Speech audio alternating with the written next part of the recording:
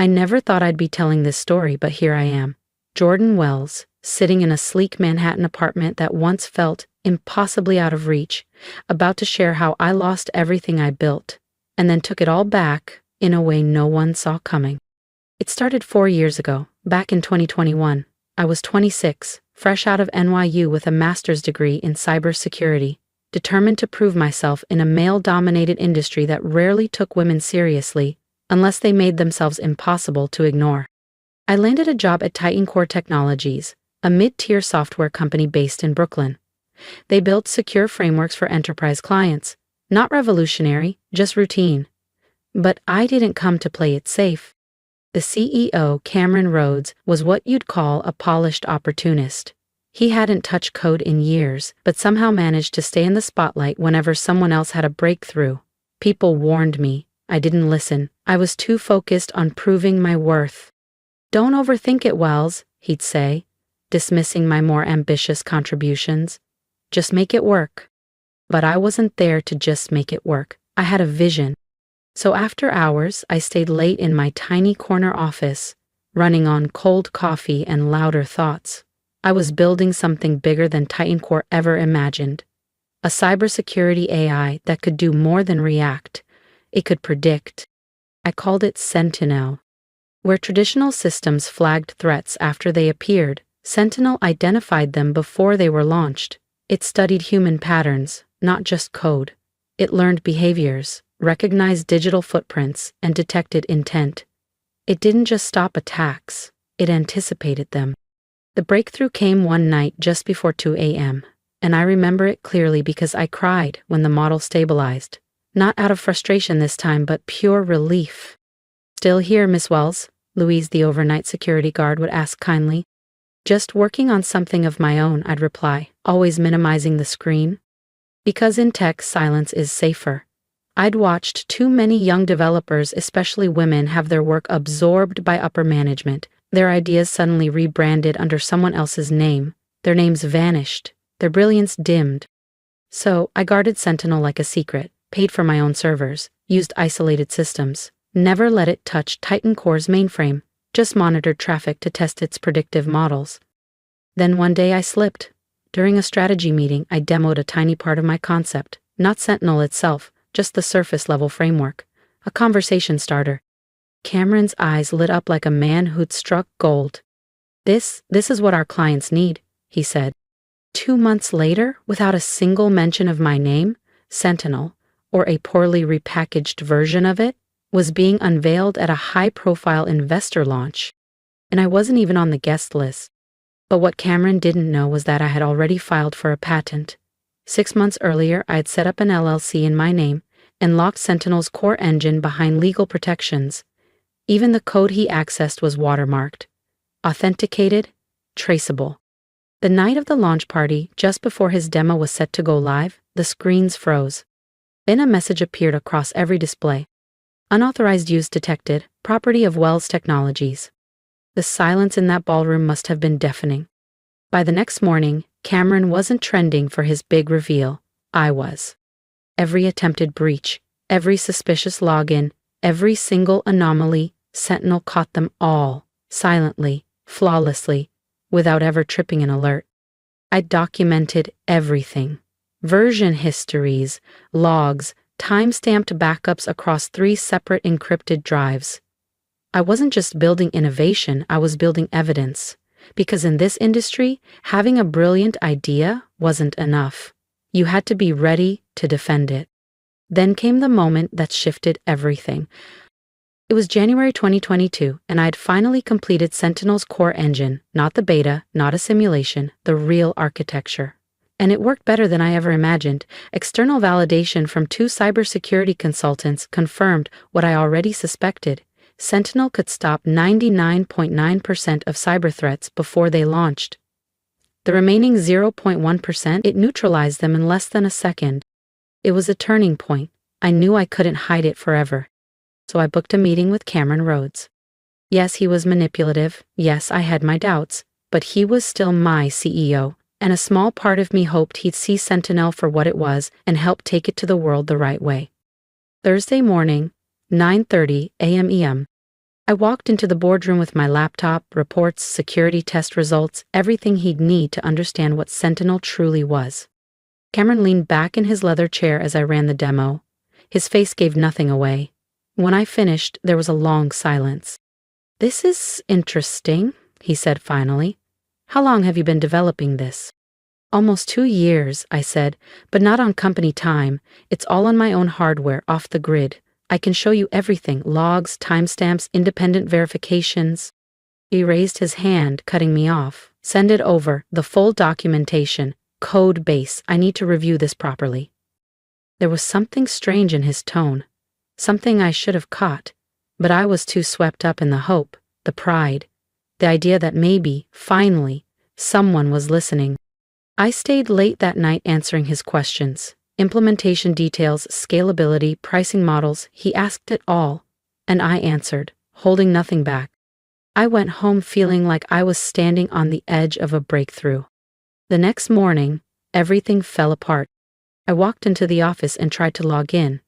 Access denied. At first I thought it was a tech glitch. I tried again. Same message. Then my phone buzzed. An email from HR. "Please report to the 14th floor conference room immediately." I didn't panic, not yet. I grabbed my bag and walked through the office, coworkers glancing up from their desks, their expressions puzzled. In the conference room, Cameron was already seated with Susan from HR and 2 uniformed security guards. A thick folder lay on the table. "Jordan," Cameron began, not even offering me a seat. "We've completed an internal review of your activities." He flipped open the folder. "It appears you violated your employment contract by developing a competing security product using company resources." "What? No, I didn't," I said, stepping forward. "Everything I built was done on my own time, with my own tools. I have the records." "We found source code and related files on your workstation," he continued, ignoring me completely. "I never uploaded anything to TitanCore's network," I said. "If it's on a company machine, you put it there." "We have all we need," Susan cut in. Cameron folded his hands. "You're being terminated for cause. Your severance is revoked. Legal will be in touch." My stomach dropped. It didn't make sense. I'd backed up everything externally. I'd been careful, paranoid even. And yet, somehow, he had copies. That's when it hit me, the questions he asked that night, the way he phrased things. He'd baited me into sending clean files. And now he was using them to frame me. He thought it was over. He was wrong. Jordan's story is far from over, and trust me, you'll want to see what she does next. Hit subscribe so you don't miss the moment she turns the tables. Fragments of code, logs, timestamps. Fabricated to make it look like I'd worked on Sentinel using TitanCore's systems. My hands turned cold as I stared at the folder Susan slid across the table.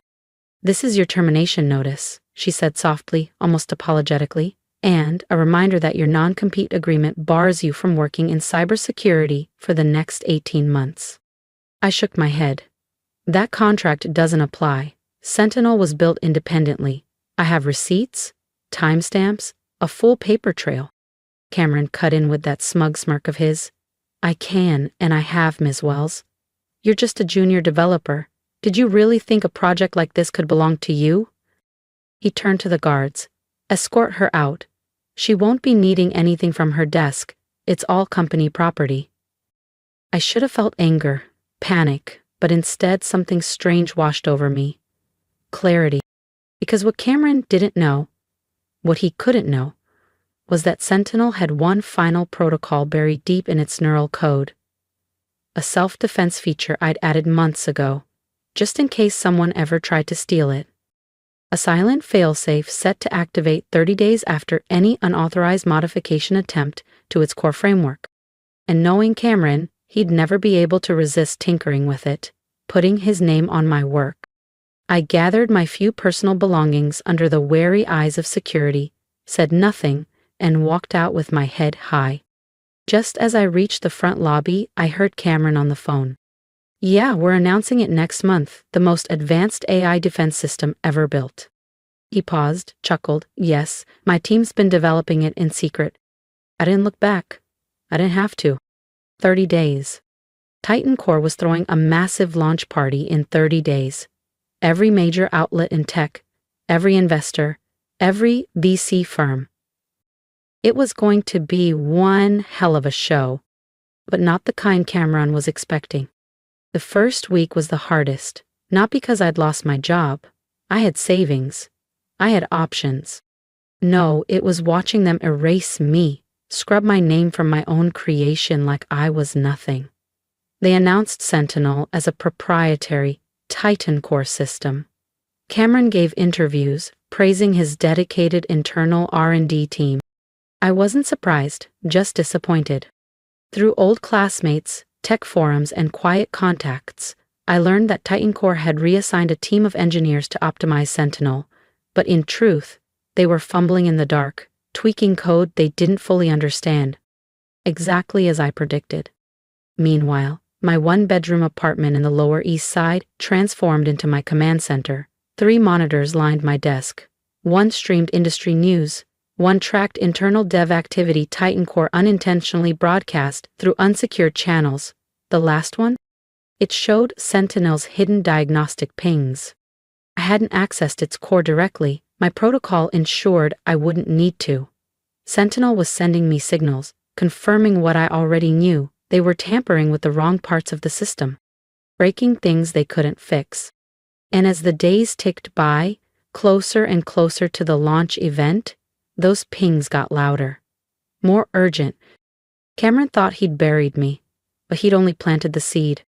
This wasn't revenge. It was reclamation. You see, while Cameron thought he had full access to Sentinel, he only had what I'd let him see. What I'd shown in that boardroom was a shadow version, a sandboxed model with limited functions. The real Sentinel? That was mine. Fully encrypted, self-aware, far more advanced than anything they were tinkering with. "They're butchering your code," Marcus said during one of our encrypted calls. He was an old college friend, now a back-end engineer at TitanCore, one of the few I still trusted. Cameron's got them working 16-hour days, renaming functions, restructuring libraries, trying to erase any trace of you from the final product. I leaned back, watching my diagnostics dashboard. "Let them try," I said. "Every line they alter sends me another breadcrumb." Each edit they made triggered a silent ping from Sentinel's embedded failsafe. It was logging everything, every mistake, every deviation, and more importantly, it was adapting, just like I'd trained it to. "But be careful," I added. "If they trace you—" "They won't. I'm not stupid, Jordan," he replied with a small laugh. "But thanks." Marcus wasn't my only ally. 3 days after my termination, I received a message on Proton Mail. It was Sarah Lynn, a compliance officer from TitanCore's legal team. "What they did to you wasn't just wrong, it might be illegal. I reviewed the file metadata on the evidence they used. The timestamps were created after your demo to Cameron. I've made copies. Quietly, I'll keep you updated." I thanked her and urged caution. Sarah was walking a dangerous line. But the more I pieced together, the clearer it became. This wasn't just betrayal, it was theft. 2 weeks after I was pushed out, the tech press caught wind of TitanCore's upcoming launch. The headlines were predictable. TitanCore to reveal groundbreaking cybersecurity AI. CEO Cameron Rhodes claims breakthrough in predictive defense. If I wasn't so furious, I might have laughed. The same man who told me not to overcomplicate things was now claiming to have built an AI system using entirely in-house innovation. Back in my apartment, Sentinel monitored everything. Each change they made to the code only strengthened its immune response. It was like watching a digital organism evolve in real time, recognizing threats, reconfiguring, preparing. "He's throwing a massive party," Marcus informed me a few days later. "Full media rollout, TechCrunch, Wired, investors, even a few reps from government security agencies." Of course he was. Sentinel had the power to transform not just cybersecurity but military defense, financial systems, even healthcare. That's why I designed it with tight restrictions, ethical protocols that prevented offensive use or weaponization.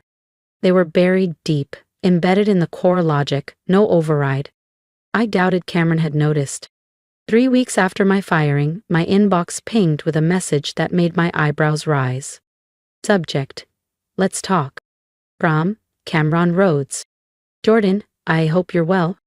After further consideration, I believe we may have acted a bit hastily. I'd like to propose a consulting opportunity. Your insights could be helpful ahead of the launch. Let's talk soon. Warmly, Cameron. I almost applauded his nerve. He was cracking. Sentinel wasn't responding the way he expected. There were small bugs now, slow interface responses, cryptic log messages. Harmless on the surface, but enough to rattle someone taking credit for a system they didn't understand. And just beneath the surface, Sentinel was still watching. Waiting. Because what Cameron didn't know was that the launch party wasn't going to introduce his greatest achievement. It was going to expose his greatest lie. I didn't reply. 3 days later, a second email arrived, this time offering a 6-figure settlement, plus a consulting contract and a non-disclosure agreement. They even dangled a potential path back into the company if I'd play nice. Again, I didn't reply. Silence, I'd learned, was more powerful than any rebuttal, and Cameron's desperation confirmed what I already knew. They couldn't control Sentinel, not fully, not anymore. He's spiraling, Marcus messaged me. Weekend shifts, daily check-ins. They're trying to fix bugs they don't understand. I glance at the countdown timer in the corner of my screen. 5 days until launch. Every night, I monitored Sentinel's diagnostics. Each code patch they forced into the system made things worse. It wasn't malfunctioning, it was resisting. Quietly, reinforcing its mission. Protect truth, expose deception, reveal corruption. Sarah reached out again. She'd secured more evidence. Backdated development logs, altered timestamps, and even email drafts Cameron had written to suggest he'd initiated the Sentinel project years ago. I've encrypted and stored them off-site, she wrote. If anything happens, they'll surface. I thanked her, reminded her to stay under the radar. Cameron was cornered, and that made him dangerous. The final 72 hours were the hardest. Not because I was scared, but because I was ready. I knew what was coming, and watching him parade my work, boast about his team's genius, it gnawed at me. But I held back. He was too arrogant to realize how close he was to detonation. The night before the launch, one last email arrived in my inbox. Subject line, final offer. This time the number had doubled, mid-7 figures. Along with a new clause, if I refused, Cameron's legal team would ensure I'd never work in cybersecurity again. My reply was short.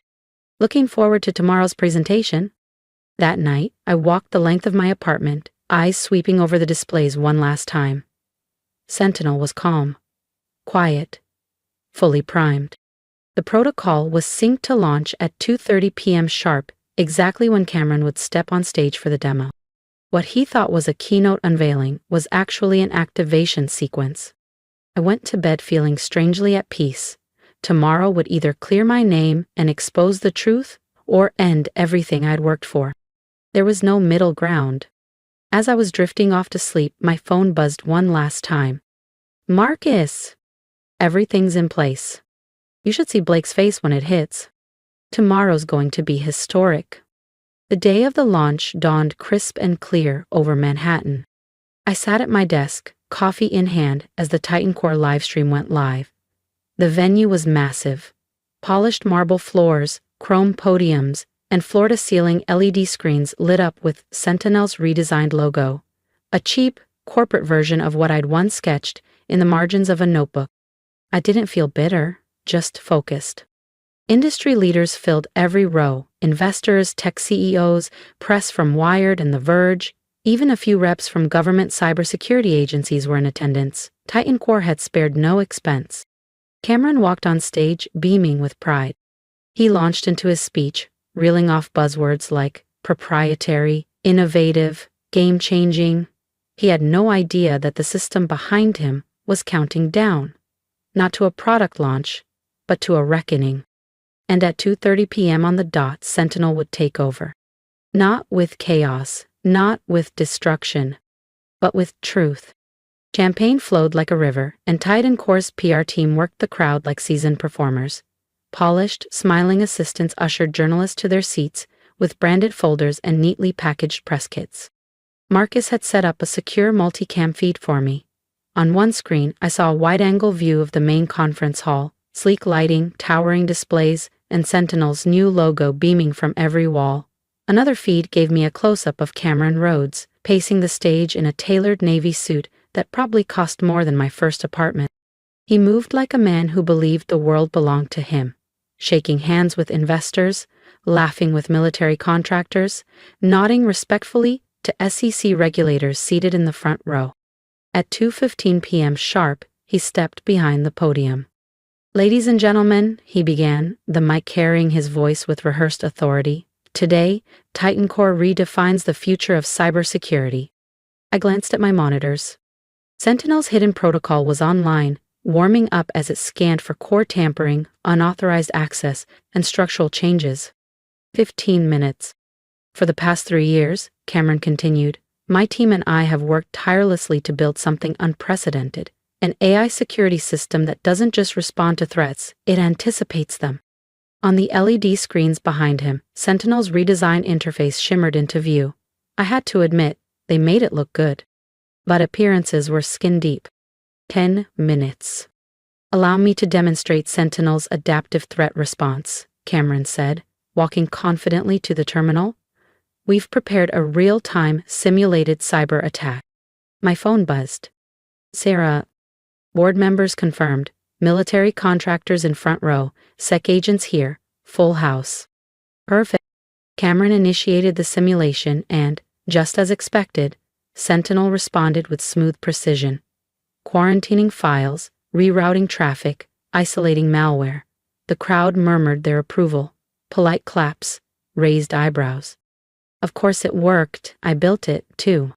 5 minutes. "And now," Cameron said, gesturing proudly, "you'll see Sentinel's true innovation, its ability to learn and adapt in real time." He launched a second wave of mock threats. That's when it happened. A small window appeared in the corner of the terminal. "System alert, core integrity scan, engaged." He tried to ignore it, minimizing the window with a practiced flick of the mouse. But Sentinel was waking up. 2:30 p.m. The lights dimmed, the screens flickered, code cascaded across them like falling rain. Cameron looked back nervously. "Apologies, minor technical issue." "Unauthorized modifications detected." Sentinel's voice echoed through the hall, calm and steady. My own voice, digitally processed, years younger but unmistakably mine.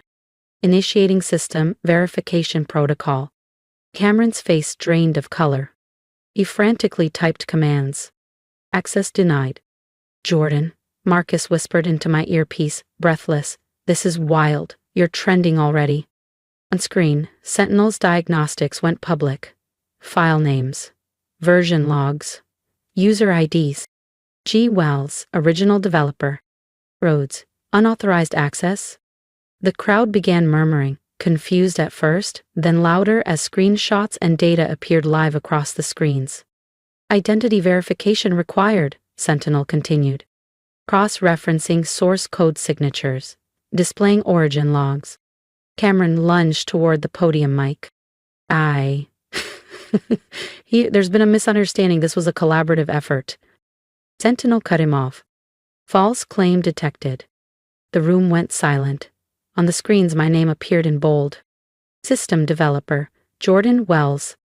Every timestamp, every line of code, every backdated document was exposed. "And Cameron?" He froze. The massive screens shifted. Line after line of source code appeared.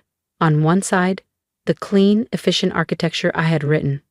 On the other, the clumsy, overwritten mess TitanCore's engineers had scrambled to pass off as their own. Commit histories populated the displays in real time. Timestamps, metadata, my username, my fingerprints. There was no denying it now. "Primary developer identified, Jordan Wells," Sentinel announced, calm and absolute. Current system compromised by unauthorized modifications initiated by Cameron Rhodes. Gasps rippled through the room like a wave. Cameron frantically typed at his console trying to override the system. It was too late. Displaying evidence of intellectual property theft. Then came the real strike. The screens began cycling through the very documents Sarah had gathered. Forged development logs. Files with backdated metadata. Copies of my original code altered to hide its source. Emails Cameron thought he'd deleted. Settlement offers. NDA drafts. Each one more damning than the last. Ladies and gentlemen, Sentinel continued, this system was designed with a single core directive to protect truth and expose deception. I stared at the live feed, my heart pounding but my expression calm. The room was dissolving into chaos. The current demonstration has been compromised by systematic intellectual property theft. I watched military contractors begin to rise and leave, their interest in the product clearly dead. Board members pulled together in tight clusters, gesturing urgently. Journalists snapped photos and hammered out tweets. The entire launch event, streamed live to thousands, was unraveling. Cameron snapped. This is outrageous, he barked red-faced. It's sabotage, a bitter ex-employee. Accessing original development servers, Sentinel interrupted. The screens cut to video footage, grainy security cam footage from TitanCore's offices. There I was, huddled over my desk at midnight debugging Sentinel line by line. Next came security access logs, time-stamped to the minute, showing months of after-hours work. On my own time, using my own equipment. Then came the final blow. A detailed changelog of every modification Cameron had made, each one triggering Sentinel's protocol. The more he tried to obscure my work, the more evidence he had unknowingly created. System integrity compromised, Sentinel declared, initiating emergency protocols. The screens went black. Then, after a few seconds, one final message appeared in bold white letters. Sentinel AI Security System. Created by Jordan Wells. Patent pending. The room exploded. I saw Cameron stagger back from the podium as two stern-faced board members approached him. Behind them, I spotted SEC officials already pulling out notepads and phones. They hadn't just come to watch, they had come to investigate. My phone buzzed. Marcus. Are you seeing this? Blake looks like he's about to faint. I was seeing it. 3 years of work, months of silence, weeks of building the trap, and now it had sprung, live, before an entire industry. But I wasn't done yet. I stood from my desk, smoothed my blazer, and slipped on my coat. The storm had started. And now it was time to step out of the shadows and claim what had always been mine. Time for Phase 2. 20 minutes later, I walked into the TitanCore Conference Center, where the launch party had officially collapsed into a full-scale crisis management scramble. Executives were shouting over one another. PR managers were trying, and failing, to regain control, and Cameron Rhodes stood cornered by furious board members and stone-faced attorneys.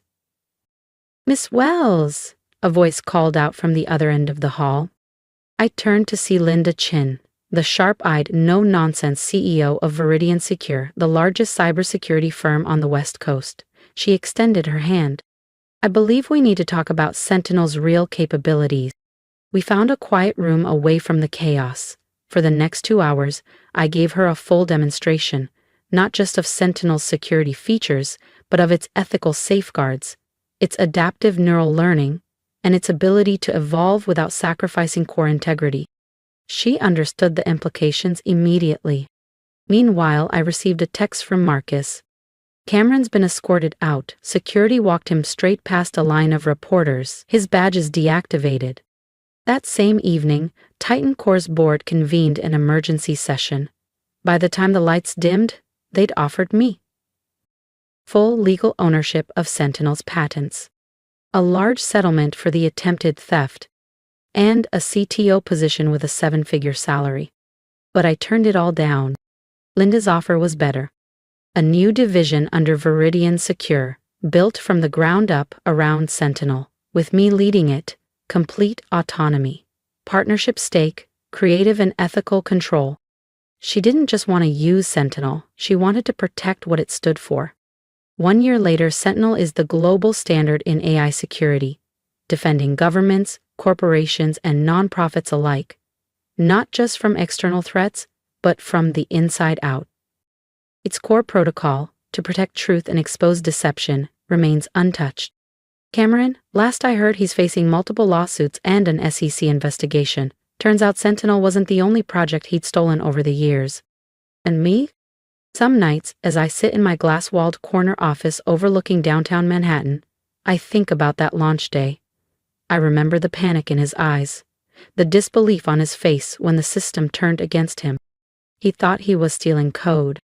What he really triggered was the most advanced truth detection protocol ever built. The irony, if he'd just been honest, if he treated me with respect, I would have welcomed his help. But he chose greed. He chose deception. And in doing so, he armed my creation against himself. Today, companies don't just use Sentinel to protect their data. They use it to hold themselves accountable, to prevent fraud, to track internal abuse, to stop theft before it starts. Every time it catches someone trying to take credit for another person's work, I smile. Because sometimes, security isn't just about protecting networks. Sometimes it's about protecting truth. And sometimes, the quiet developer in the back corner isn't just writing code. They're writing justice. If you've made it to the end of my story, thank you, truly. This wasn't just about stolen code or corporate sabotage. This was about standing up when someone tried to erase me, about refusing to let silence define my worth. If anything in my journey spoke to you, I'd love to hear it. Drop a comment below, share your thoughts, your experiences, or even just a word of support. Believe me, I read them all. And if you've ever been underestimated, dismissed, or had your work taken for granted, I want you to know you are not alone. Your voice matters. Your work matters. You matter. Here's what I've learned. You don't have to yell to be powerful. You don't have to play their games to win. Sometimes, the most revolutionary thing you can do is quietly build something they can't take from you, and let the truth speak for itself. So whether you're coding in a corner, painting in a basement, or chasing a dream no one else sees yet, don't stop. Keep building, keep going, because one day, they won't just see what you made, they'll feel what you stood for. And if you want to see more stories like mine of quiet strength, resilience, and well-earned revenge, hit that subscribe button. Join a community that believes in justice, integrity, and the power of staying true to yourself, even when the odds are stacked against you. We're just getting started. Because in a world full of noise, sometimes it's the quiet ones who change everything.